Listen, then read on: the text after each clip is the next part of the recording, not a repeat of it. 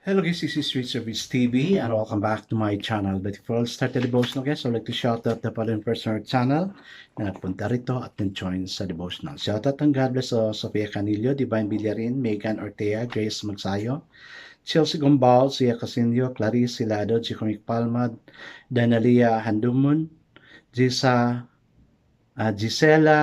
Zamora, Jules Magadja, Connie Block, Heart Ponsalan, SSC TV of Korea, Heaven's Hope TV of Korea, Jans TV, Michael Aburita, Foreman's Work, Friends and Dog, Bon Anthony Balmoria, Ben Lawrence Chongko, and Liuba Koteko. Shoutout na rin sa mga hindi nakisabay na manood sa devotional, but still napunta pa rin dito para manood at nakinig sa devotional.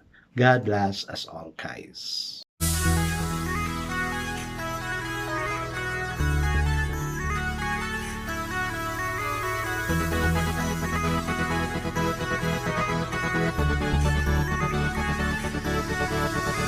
Fish TV, when you heard it, number one is on the top. Good advice is they'll never stop. Fish TV, when you heard it, number one is on the top. Good advice is they'll never stop. Hello guys, it's Friday again and of course nakakapagpahinga na naman tayo from work, from classes, but sa mga graduating students natin dyan, I know you're so busy because you have a lot of practice to do, so congratulations in advance. Please follow up your grades kung ano ang result, dapat pasado yan, dapat malalaki yan, ang mga grado ninyo. I guess let's proceed to the devotion. Let's open the Bible to Luke chapter 9 verses, numbers ba yun? 54 to 56. Guys, bago na namang Bible ang nagamit ko, I'm using the New King James Version, pero it is easier understood, than to the King James talaga na binabasa ko.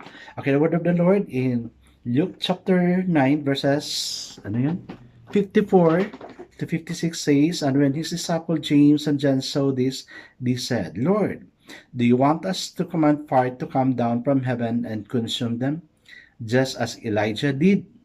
But he turned and rebuked them and said, you do not know what manner of spirit you are of. For the Son of Man did not come to destroy men's life, but to save them. And they went to another village. Amen and amen. I guess let's not pray. Father God, sometimes we're too ambitious to do things that we cannot really do.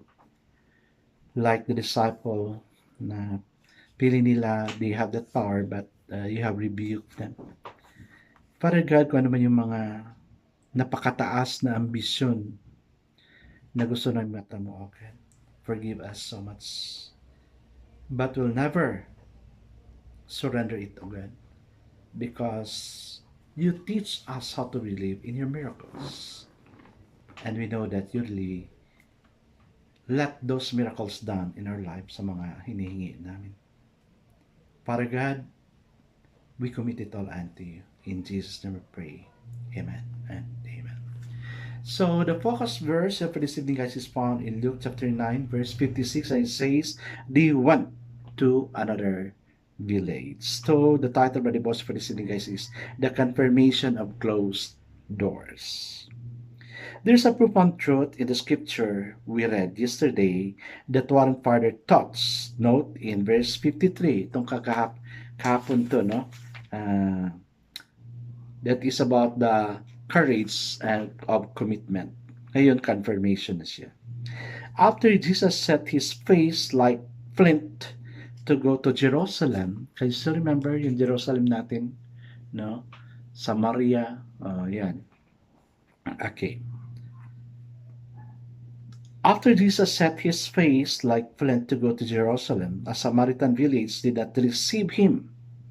God closed other doors in affirmation of the fact that Jesus had committed himself to go through the doors or of his ordained destiny. It was as if God ratified the decision to go to Jerusalem. The Master had greater works to do than ministering to one village. His task now was to save the world. God opens the closed doors. A closed door can affirm another open doors. When we commit ourselves to do the will of the Lord, He slumps other distracting lesser doors to assure us that we have made the right decision. The task of a committed Christian is to walk through the open doors and not to try to beat down the closed doors. There are times when it is clear that we should move on to the next step of God's strategy. Amen and amen. Yes guys, no, may mga plano talaga tayo na hindi ina-allow ni Lord because probably yung plano natin is not in line with God's plan. Kaya God is making ways na we can get along well with Him. Like what happened to Jesus, hindi siya tinanggap ng family niya, no? So he went to another way. Ganon din tayo. Nasabi ko na rito na the time I become a missionary, hindi ako accepted, not my family but my kins, no? Kasi ito ang tinitingnan nila because I was becoming a manager, area manager during that time. So gusto nila yung sweldo ko kasi pag missionary ka, you are to live by faith, wala ka talaga tatanggap. So I was sent to another country and of course I was expecting sa Russia talaga ako ma-assigned. Kasi sinabi sa akin, oh, you'll become an international missionary, so I wanted to study Russia. So pinag-aralan ko na yung Russia, no? Yung culture nila, yung pagkain nila, medyo may practice na ako dito sa Philippines. But I was so surprised. I was sent to Europe, sa Netherlands.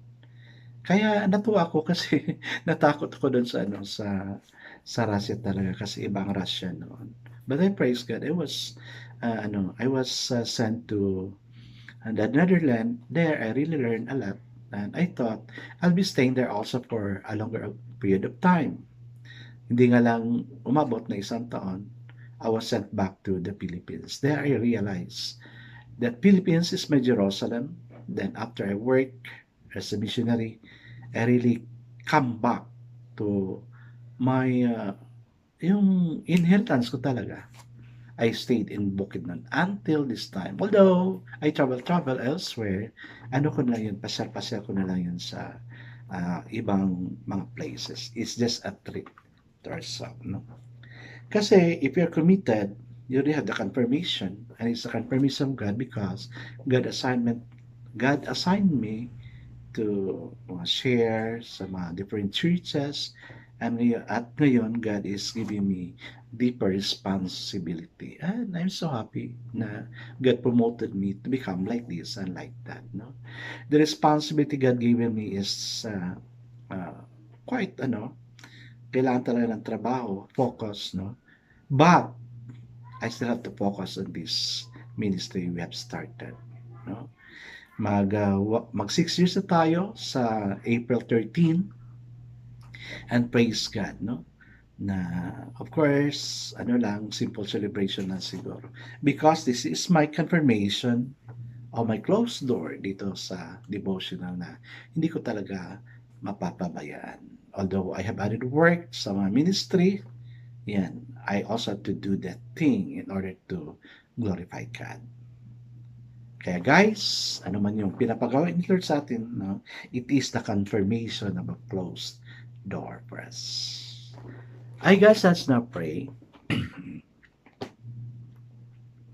Father God, help us to find out what you want us to do and make a commitment and get on with it. Amen and amen. Yes, guys, thank you for coming here. Thank you for your commitment to always come sa Devotional Rich TV in order for us to grow spiritually. I'm praying for you. You're always in a prayer. God bless us all because I know God surely blesses 10 times better.